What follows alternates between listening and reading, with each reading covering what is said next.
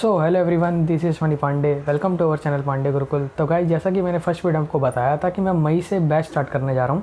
तो गाइज, आज हम वीडियो लेके आ गए हैं। वीडियो को ज़रा सब स्किप मत करना, वीडियो को लास्ट तक देखना। और गाइज, मेरा वीडियो का लाइक है, मैं आज 50 लाइक्स आई होप आप पूरे कर दोगे। तो गाइज, ज़्यादा टाइम वेस्ट ना करते हुए आइए चैप्टर की तरफ चलते हैं। मैं पहले बोर्ड्स क्लास से शुरू करूँगा। तो आज मैं फिजिक्स का चैप्टर 1 इलेक्ट्रिसिटी पढ़ाऊँगा। और गाइस, ऐसा मत सोचना कि मैं फिजिक्स ही पढ़ा रहा हूँ, मैं धीरे धीरे एक एक चैप्टर करके सब पढ़ाऊँगा। वो तो मैंने फिजिक्स इसलिए पढ़ाया था क्योंकि एक इंपॉर्टेंट सब्जेक्ट होता है साइंस में जो मेन रोल करता है। तो अब हम इलेक्ट्रिसिटी की बात शुरू करते हैं।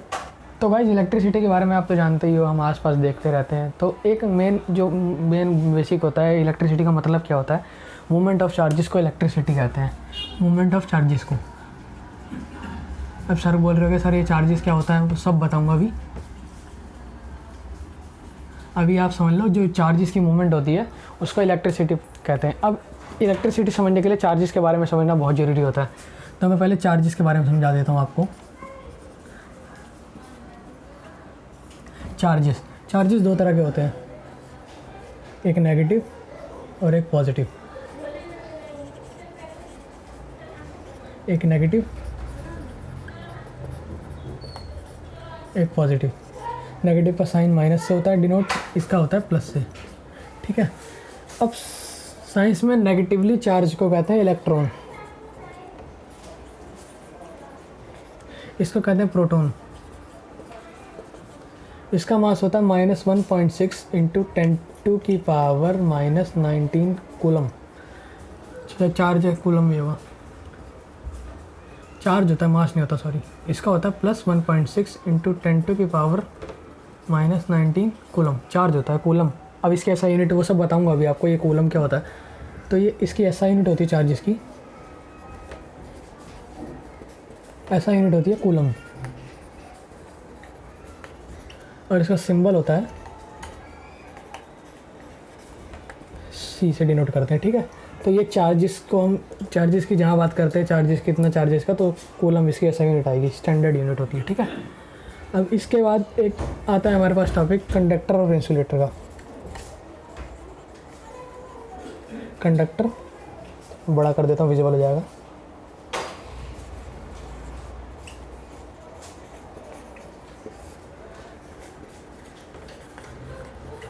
इंसुलेटर। तो गाइस, कंडक्टर इंसुलेटर के बारे में आपको वैसे 9th में पढ़ते हैं हम, वैसे नहीं पता तो मैं बता देता हूँ। जिस भी मटेरियल से कोई चार्जेस पास हो जाते हैं या इलेक्ट्रिसिटी पास हो जाती है उसे कंडक्टर कहते हैं। जैसे एग्जांपल के रूप में आप देख लीजिए, जैसे मेटल होते हैं, सारे मेटल कंडक्टर ही होते हैं ज़्यादातर, मैक्सिमम। कुछ एक्सेप्शन के लिए नॉन कंडक्टर इंसुलेटर होते हैं, वो आप आगे हायर स्टडीज़ में पढ़ोगे, लेकिन आप अभी नॉर्मली याद रख लो, मेटल सारे कंडक्टर होते हैं। वाटर, मेटल, वाटर, ये दो एग्जांपल हो गए इसके। इंसुलेटर तो बहुत सारे होते हैं, आपको पता भी होगा। Plastic, would, rubber. Electrician rubber के दस्ताने पहन के काम करता है क्योंकि वो इंसुलेटर होता है, उसमें चार्जेस करंट पास नहीं हो रहे होते। ठीक है। अब इसके बाद एक आता है इलेक्ट्रिक पोटेंशियल। टॉपिक आता है इलेक्ट्रिक पोटेंशियल। इलेक्ट्रिक पोटेंशियल मैं पहले लिख देता हूँ, फिर आपको समझा दूंगा।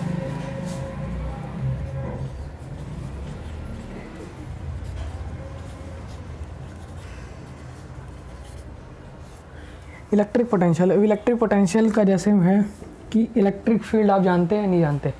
मैग्नेटिक फील्ड सुना होगा, मैग्नेट के आसपास की फील्ड को मैग्नेटिक फील्ड कहते हैं। ऐसे इलेक्ट्रिसिटी के आसपास की फील्ड को इलेक्ट्रिक फील्ड कहते हैं। जैसे मान लो कि इलेक्ट्रिक फील्ड है, ये साइन होता है, यहाँ पे एक चार्ज की पोजीशन है, इलेक्ट्रिक फील्ड है, इलेक्ट्रिसिटी पास हो रही है तो चार्जेस पास हो रहे होंगे, चार्जेस पास हो रहे हैं तो इलेक्ट्रिसिटी होगी। वो एक चार्ज की पोजीशन होगी। किसी भी यूनिट पॉजिटिव चार्ज को इन्फिनिटी से एक इलेक्ट्रिक फील्ड की पोजीशन पे लाने के वर्क डन को इलेक्ट्रिक पोटेंशियल कहते हैं। नहीं समझ में आया, चलो दोबारा समझाते हैं। इलेक्ट्रिक फील्ड है, इसमें एक पोजीशन है चार्ज की, इन्फिनिटी से, इन्फिनिटी का साइन है ये, इन्फिनिटी से किसी भी चार्ज को नहीं, यूनिट पॉजिटिव चार्ज, ये ध्यान में रखना आप।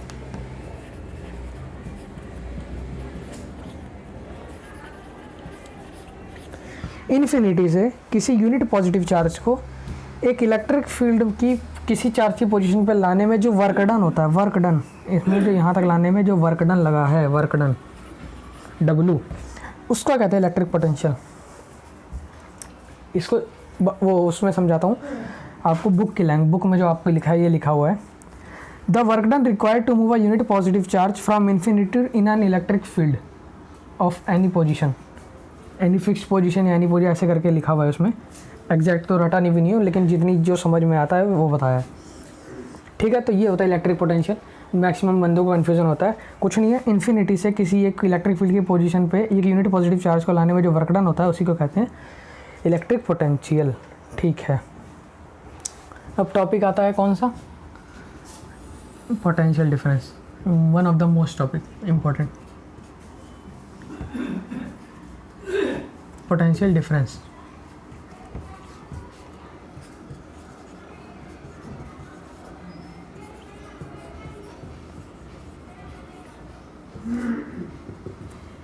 अब पोटेंशियल डिफरेंस क्या होता है, मान लो दो सर्किट है। अब सर्किट, एक सर्किट ए है, एक सर्किट बी है। अब ये सर्किट वो सर्किट नहीं है आप जो समझ रहे हो तार लगा के बल्ब, वो सर्किट नहीं। सर्किट क्या होता है कि कोई भी एक जो पॉइंट होता है ना, जैसे बल्ब हो गया, पंखा हो गया, जो फ्रिज का प्लग होता है, चार्जिंग प्लग होता है, इन सबको पॉइंट्स कहते हैं। इन दोनों के बीच में जो चार्जेस की मूवमेंट होती है, यहाँ ये चार्ज यहाँ से यहाँ जाएगा, पोटेंशियल डिफरेंस, दोनों का पोटेंशियल डिफरेंस, तो उसी को कहते हैं। जैसे पोटेंशियल डिफरेंस का ये फार्मूला होता है, वर्क डन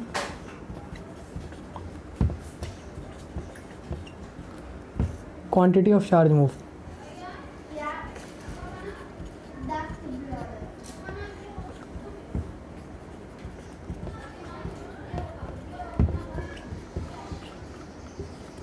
ठीक है, वर्क डन अपॉन में क्वांटिटी ऑफ चार्ज मूव, ठीक है। दो इलेक्ट्रिक सर्किट के बीच में चार्जेस के मूवमेंट को पर जो वर्क डन होता है उसको इलेक्ट्रिक पोटेंशियल डिफरेंस कहते हैं, ठीक है। बुक में आपको डेफिनेशन पढ़ के दिखा देता हूँ। The difference between 2 points in an electric circuit, the difference between 2 point in an electric circuit is defined as the amount of work done in moving a unit charge from one point to other point. एक किसी भी unit charge मतलब कोई एक charge define होगा, एक unit charge को यहाँ से यहाँ लाने में जो वर्क डन लगता है, एक पॉइंट से दूसरे पॉइंट पर लाने में जो वर्क डन लगता है, वही कहते हैं वर्क डन अपॉन में क्वांटिटी ऑफ चार्ज मूव्ड। एक क्वांटिटी ऑफ चार्ज मतलब यूनिट चार्ज को एक पॉइंट से दूसरे पॉइंट में लाने में जो वर्क डन लगता है उसी को कहते हैं पोटेंशियल डिफरेंस, ठीक है। इसका सिंबल होता है, वैसे इसका ऐसा यूनिट होता है वोल्ट, इसका सिंबल होता है वी से डिनोट करते हैं, तो ये होता है वी। वर्क डन का आपको पता ही है W, और चार्ज का होता है Q, ये होता है, ठीक है।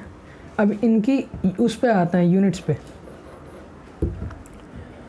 इसका होता है V, वर्क डन का क्या होता है जूल, इसका होता है कूलम, तो V बराबर जूल C-1। अब ये कह रहे हो जूल, वर्क डन का जूल होता है, आप इन साइड में नोट करके लिख सकते हो कि वर्क डन की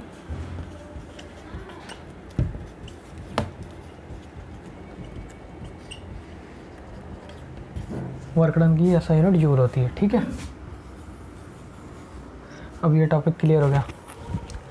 अब आता है, ठीक है, आपको अगर नोट करना है तो नोट कर सकते हो, फिर मैं आगे स्टार्ट करता हूँ।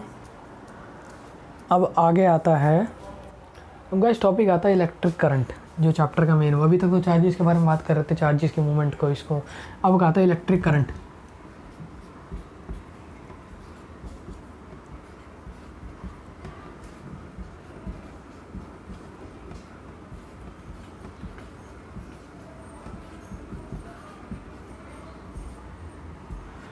ठीक है, इलेक्ट्रिक करंट का सिंबल होता है आई।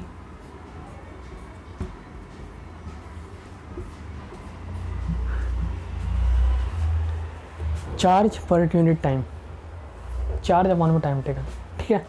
ये होता है इसका फॉर्मूला। ये थोड़ा इम्पॉर्टेंट है क्योंकि पेपर में क्वेश्चंस आते हैं इनमें से। इसकी होती है ऐसा यूनिट, इसकी होती है ऐसा यूनिट एम्पेयर।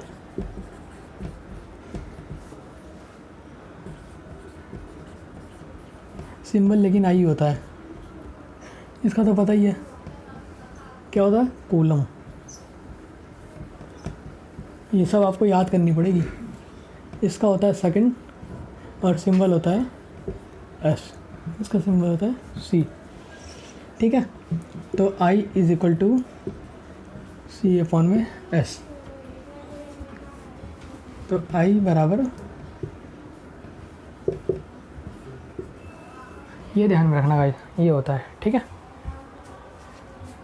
अब कुछ नहीं है तो 1 कूलम ही होगा ना, 1 कूलम पर सेकंड ऐसे करके, या कूलम पर सेकंड या 1 कूलम पर सेकंड ऐसे करके बोल सकते हैं।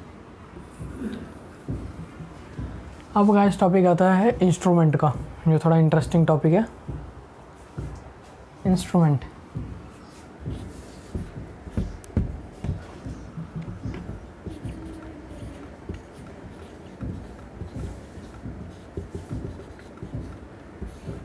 इंस्ट्रूमेंट का टॉपिक आता है। इंस्ट्रूमेंट में दो है अभी हमारे सिलेबस में,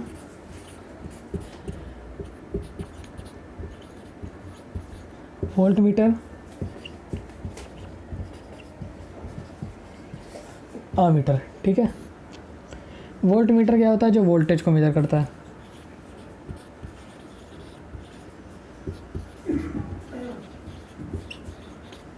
ये करंट को मेजर करता है।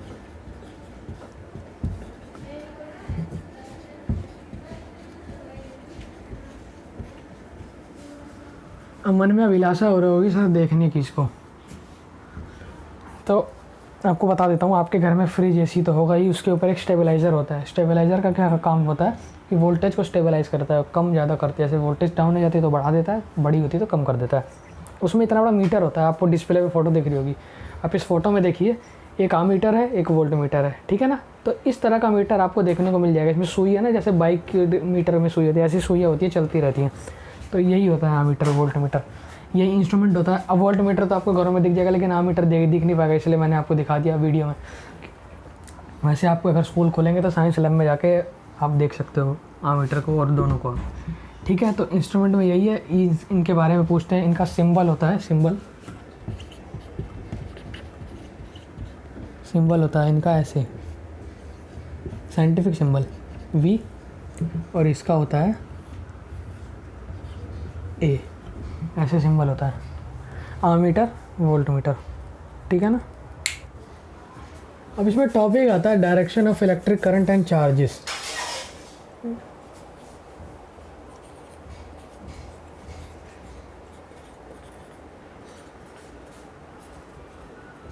इलेक्ट्रिक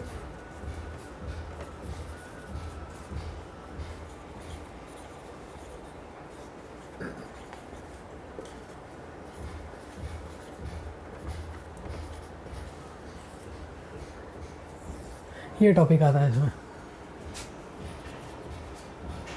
अब पहले चार्जेस की बात कर लेते हैं, दोनों एक साथ ही समझाता हूँ।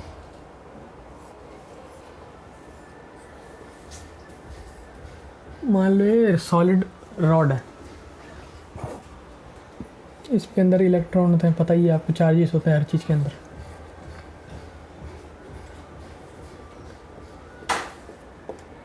ठीक है,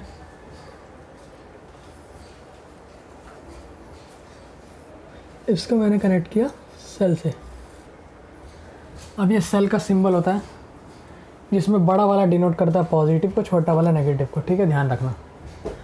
इधर से गया पॉजिटिव, पॉजिटिव 4 बन गया, इधर गया नेगेटिव, नेगेटिव मतलब जाता नहीं है, मैं बताऊँगा कैसे होता है। तो अब एक बात आपको पता होगी शायद, या नहीं पता तो मैं बता देता हूँ कि ऑपोजिट अट्रैक्ट इधर, ऑपोजिट चार्जेस अट्रैक्ट। ठीक है, अब ये यहाँ प्लस है, इलेक्ट्रॉन के ऊपर माइनस चार्ज होता है, ध्यान रखना। माइनस प्लस माइनस अट्रैक्ट होंगे तो इलेक्ट्रॉन मूव होंगे इधर को। ठीक है, अब माइनस इधर आ गया तो इस रॉड के अंदर पॉजिटिव भी होगा, पॉजिटिव इधर चला जाएगा। तो पॉजिटिव आया माइनस के पास, पॉजिटिव कम होगा, माइनस ज़्यादा होगा। क्यों? क्योंकि नेगेटिव, देखो एक चार्ज के अंदर अगर नेगेटिव ज़्यादा है तो पॉजिटिव कम हो जाएगा, कम हो गया तो इधर जाके नेगेटिव के पास बन के ओवरऑल नेगेटिव बनता है, और नेगेटिव इधर से निकल के आके वापस मिल जाता है। तो इससे क्या मैं बता सकता हूँ कि जो चार्जेस मूव हो रहे हैं वो हो रहे हैं नेगेटिव टू पॉजिटिव।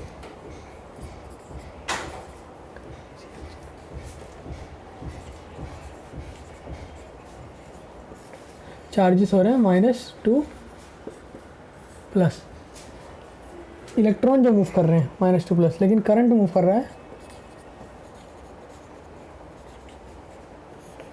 वो होता है प्लस टू माइनस, ऑपोजिट होता है चार्जेस और करंट में। ठीक है, ये बहुत इंपॉर्टेंट बात होती है, तो इसको ध्यान में रखना, हमेशा आगे बहुत काम आएगी।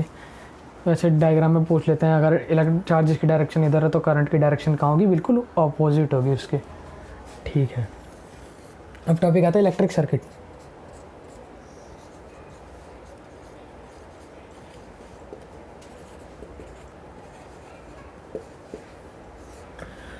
गाइज़, आपको वीडियो में कोई भी प्रॉब्लम होगी तो आप मुझे कमेंट करके, मेरे को मेरी इंस्टाग्राम आईडी वहाँ पे है, आप उस पर मैसेज करके आप बोल सकते हो, मैं उसको इम्प्रूव कर लूँगा। क्योंकि जब तक आप मैसेज कमेंट नहीं करोगे मुझे पता नहीं चलेगा कि मेरी क्या प्रॉब्लम क्या आ रही है, दिक्कत क्या आ रही है। ठीक है, और अगर वीडियो अच्छी है, पहले से इम्प्रूवमेंट है, तो आप लाइक का बटन दबा देना, उससे मुझे पता चल जाएगा। और कमेंट भी कर दिया करो यार, मैं कमेंट पढ़ता हूँ आप लोगों की, मुझे पता चल जाएगा कौन कमेंट कर रहा है, कौन चैनल को थोड़ा ग्रो करवा रहा है। तो ठीक है गाइस, आइए चलते हैं। इलेक्ट्रिक सर्किट आपको भी पता होगा, जैसे हमने 6th क्लास में एक एक्टिविटी की थी, एक सेल होता है बैटरी। ठीक है, ये कनेक्ट होती है एक बल्ब से।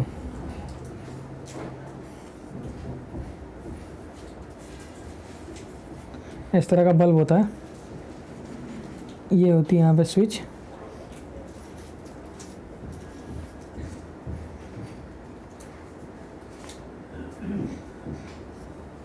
ऐसे स्विच बंद, जैसे ये बंद हो जाती है तो ये ग्लो करने लग जाता है। ये क्लास 6th की एक्टिविटी है। तो ये इलेक्ट्रिक सर्किट इसी तरह का होता है, लेकिन अभी इलेक्ट्रिक सर्किट ऐसा तो हम बचपन में पढ़ते थे, अब 9th-10th पे बड़े हो गए, मैच्योर हो गए, तो हम लोग किस तरह का आता है, सिंबल्स आ जाते हैं कुछ हमारे। ठीक है, तो हम सिंबल्स की बात कर लेते हैं। यहाँ पे पहले मैं नीचे लिख देता हूँ, यहाँ पे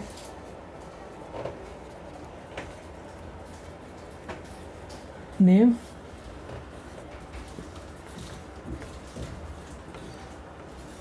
यहाँ पे देख लो आप, नेम सिंबल में लिख दूँगा। इम्पोर्टेंट लिखते हैं पहले। सबसे पहले आता है बल्ब का, उसके बाद स्विच का, उसके बाद आमीटर, उसके बाद थोड़ा बैठ के लिख देता हूँ।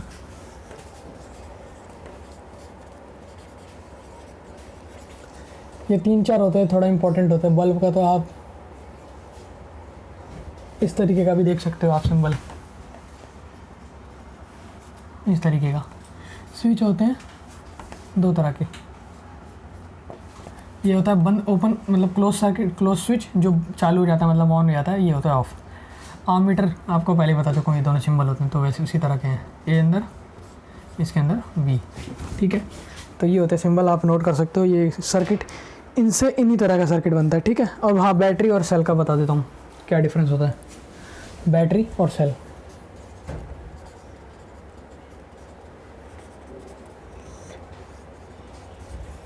अब आप कह रहे हो सर बैटरी और सेल तो एक ही होता है, लेकिन अलग अलग होता है। सेल में ये एक ही होता है, बैटरी में एक से ज़्यादा होते हैं, जितने मर्जी लगा दो। बैटरी की पावर बढ़ जाती है ना, लेकिन सेल तो एक छोटा सेल ही होता है। ठीक है, तो आइए अब अगले टॉपिक की तरफ चलते हैं। आप गाइस नोट कर लीजिए, आप नोट कर लिया, मिटा दें। ठीक गाइस, अब इसमें टॉपिक आता है ओम्स लॉ, जो एक अपने आप में इंपॉर्टेंट टॉपिक माना जाता है। तो ये मैं थोड़ा मिटा देता हूँ, ऑपोजिट चार्ज अट्रैक्ट। अब आता है ओम्स लॉ।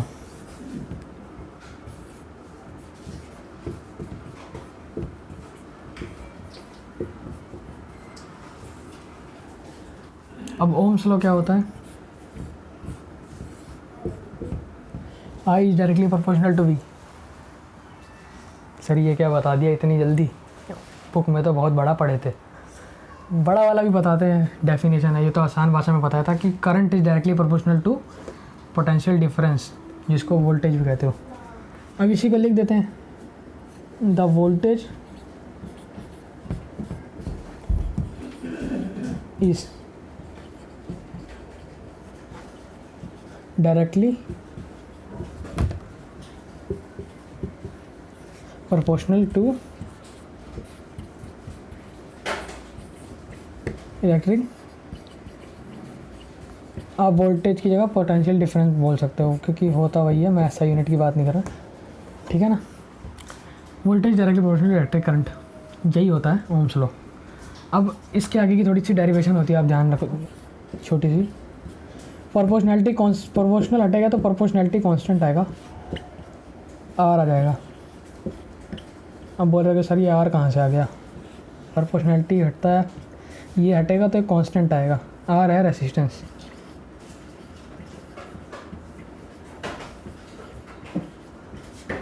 अब बोल रहे सर ये कौन सा नया वो बता दिए, नया वर्ड रेसिस्टेंस क्या होता है। इसके ये पूरा टॉपिक है, रेसिस्टेंस को आप इतना समझ लो, एक प्रतिरोधकता, किसी चीज़ को रोकना, रेसिस्ट करना, समझ रहे हो ना। अभी मैं आपको एग्जांपल से समझाऊंगा पूरा रेसिस्टेंस होता क्या है। अभी आप इसको ऐसे समझ लो, ठीक है, V = IR। अब इसका ग्राफ भी होता है V और I का, डायरेक्टली प्रोपोर्शनल है तो स्ट्रेट लाइन ग्राफ होगा, ये बढ़ रहा है तो ये भी बढ़ रहा है, देख रहे हो ना, ये इधर बढ़ रहा है तो भी इधर बढ़ रहा है, ये इधर बढ़ रहा है तो भी इधर बढ़ रहा है, ठीक है। ये होता है इसका ग्राफ ध्यान में रख लेना, कभी कभी आ जाता है। टॉपिक आता है रेसिस्टेंस।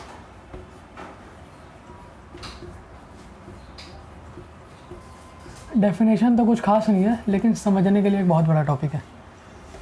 एग्जांपल देता हूँ, आप लोगों के घर में फ़ैन में रेगुलेटर होगा कम तेज़ करने वाला, 1 पे ले आते हैं, 2 पे ले आते हैं, 3 पे ले आते हैं, जैसे जैसे बढ़ाते जाते हैं ना तैसे तैसे वो क्या होता है, स्पीड तेज़ होती जाती है। अब वो होता कैसे, काम कैसे करता है, मैं बताता हूँ।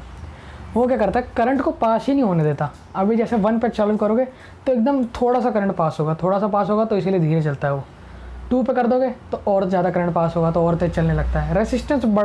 रेसिस्टेंस जितना बढ़ेगा पंखा उतना स्लो होता जाएगा, रेसिस्टेंस जितना कम होगा पंखा उतना तेज़ होता जाएगा। समझ रहे हो ना, समझ रहे हो ना। ऐसी वोल्टेज भी होती है, रेसिस्टेंस जितना कम होगा पंखा उतना तेज़ होगा, रेसिस्टेंस जितना ज़्यादा होगा पंखा उतना स्लो चलेगा। तो ये होता है रेसिस्टेंस, प्रतिरोधकता कहते हैं हिंदी में, ठीक है। अच्छा, अब इससे कंडक्टर और good conductor, bad conductor, insulator, 3 topic इससे क्लियर हो जाते हैं।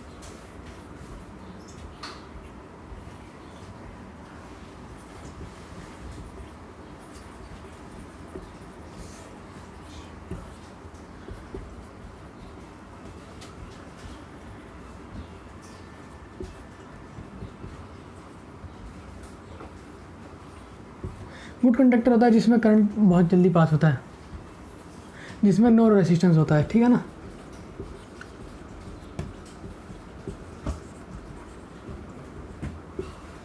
इसमें थोड़ा पार्शली होता है,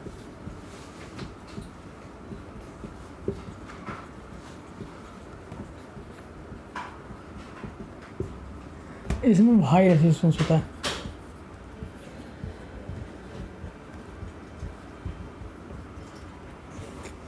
अब आपको टेबल डिस्प्ले हो रही होगी एक उस पर वीडियो में, तो इस टेबल में देखो सबसे ऊपर कौन सा है, सिल्वर है, हाई रेसिस्टेंस, सिल्वर का सबसे कम रेसिस्टेंस है। जैसे जैसे आप ऊपर से नीचे नीचे नीचे नीचे नीचे आ रहे हो, क्या हो रहा है, रेसिस्टेंस बढ़ता जा रहा है।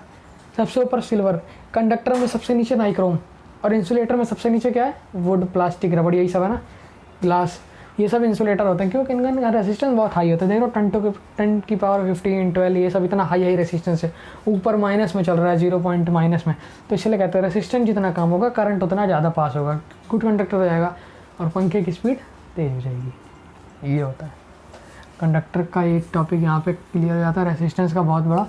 और factor affecting resistance of a conductor, ये थोड़ा टॉपिक आता है, ये मैं यहीं पे आपको क्लियर कर देता हूँ।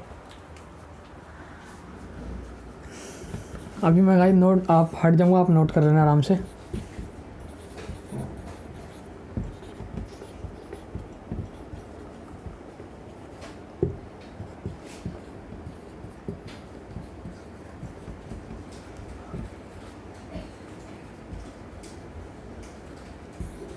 Factor affecting resistance of a conductor, R is directly proportional to L, R is inversely proportional to area। Inversely का मतलब समझ रहे हो ना, L बढ़ेगा तो R भी बढ़ेगा, आर बढ़ेगा तो एरिया घटेगा। समझा देता हूँ।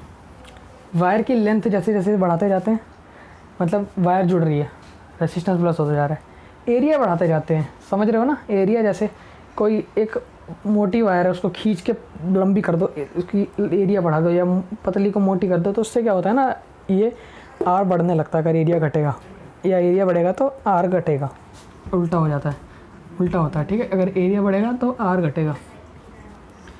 अब इन दोनों को एक साथ करते हैं, फ्रॉम 1 and 2।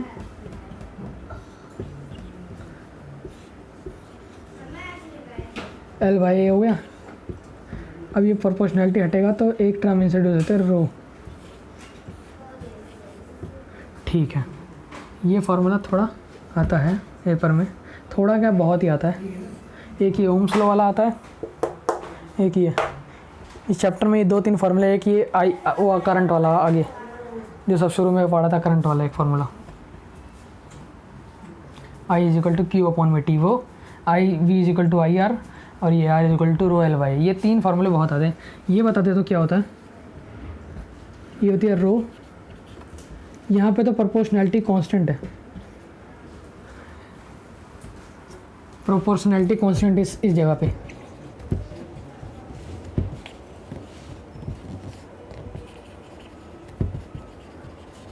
वैसे ये होता है रेसिस्टिविटी।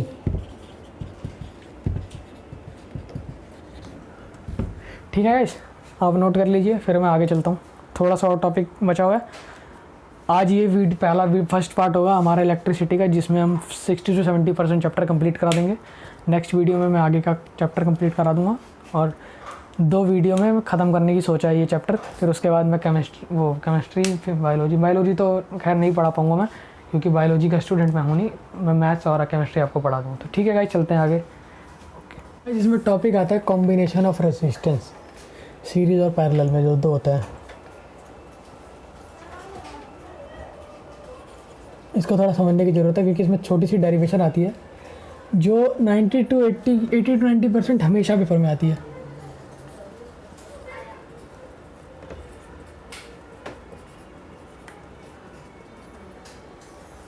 ठीक है, कॉम्बिनेशन ऑफ रेजिस्टेंस इधर करा देता हूँ पहले सीरीज़ में।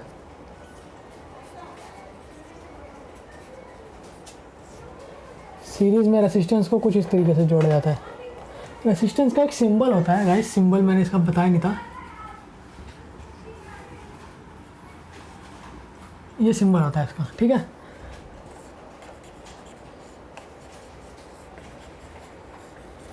कुछ इस तरीके से इनको जोड़ा जाता है। इसको जोड़ लो R1, R2, R3। रेजिस्टेंस को इस तरीके से जोड़ा जाता है। ठीक है,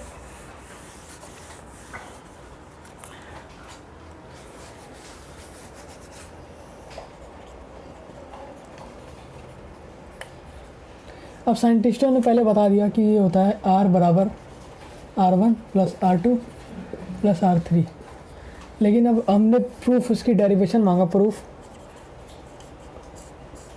तो साइंटिस्टों ने बोला इसमें करंट सेम रखो, इसमें वोल्टेज सेम रखो। दो चीज़ बोली कि इसमें करंट सेम होता है और उसमें वोल्टेज सेम होती है। ठीक है, तो बोला कि V बराबर V1 plus V2 plus V3, तो V is equal to I R होता है।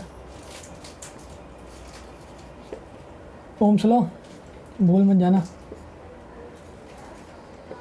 करंट सेम है, देखना इसमें करंट सेम, उसमें वोल्टेज सेम। पैरेलल वाले में, पैरेलल वाला भी साथ में बता दूंगा, पैरेलल इसके यहीं पे बता दूंगा।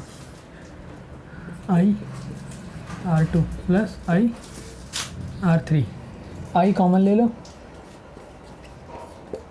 यहाँ से भी आई कॉमन ले लो,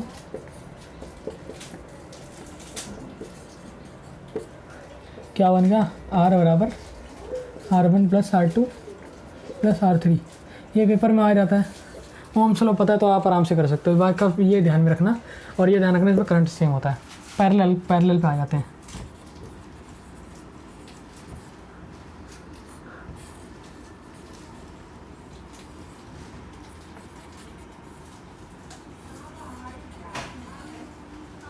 ठीक है, पैरेलल R1 R2 और इसके SI यूनिट होती है ओम।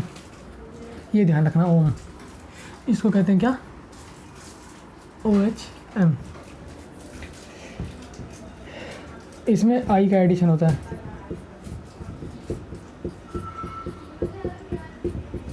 इसमें करंट ऐड होता है, इसमें वोल्टेज ऐड होती है, ठीक है। इसमें वोल्टेज सेम होती है। अब इस ओम्स लॉ से ये फार्मूला निकालते हैं कुछ इस तरह। क्या होता है? V इक्वल टू होता है IR। तो I क्या हो गया? V/R। इसको पुट कर देते हैं, V/R, V/R1, V/R2, V/R3। V common ले लो, 1/R आ गया। V कॉमन ले लो, 1/R1, 1/R2, 1/R3। तो ये आ गया 1/R, 1/R1 plus 1/R2 plus 1/R3। इसमें ये बताया था साइंटिस्टों ने, ये प्रूफ होता है इसका। इसमें यही था 1/R, 1/R1, 1/R2, 1/R3, ठीक है। तो गाइज़ अभी मैंने आज की वीडियो में इतना ही बताया है। आप आगे दूसरी वीडियो में मैं चैप्टर कंप्लीट करा दूंगा, जाइए इसको रिवाइज़ कीजिए। और गाइज़ ऐसा मैं सोचा ना कि मैं वही थ्योरी करा रहा हूँ, क्वेश्चन नहीं करा रहा। आपको पहले बेसिक पकड़ना बहुत ज़रूरी है, जब तक क्वेश्चन कर ही नहीं पाओगे। आपको जब तक पता नहीं होगा रेजिस्टेंस क्या होता है, कंडक्टर क्या होता है, इंसुलेटर क्या होता है, ये सब फॉर्मूले नहीं पता होंगे तो कहाँ कर पाओगे। इसलिए पहले मैंने आपको समझा। तो अभी अगली वीडियो आएगी, उसमें मैं चैप्टर की थ्योरी पूरी कंप्लीट करूँगा। उसके बाद वीडियो में मैं क्वेश्चंस कराऊंगा सॉल्व पूरे। आपको एक से एक question, previous year question, PYQ जो मल्टीपल टाइम्स आते रहते हैं, जो इंपॉर्टेंट क्वेश्चन होते हैं, हाईयर स्कोरिंग क्वेश्चन होते हैं, कई तरह के क्वेश्चन आते हैं जो मैं सब करा दूंगा आपको। आप चिंता मत करो, साथ पढ़ते रहो गाइस, ठीक है। तो वीडियो को लाइक एम ध्यान रखना, 50 likes. So okay guys, thank you for watching, bye.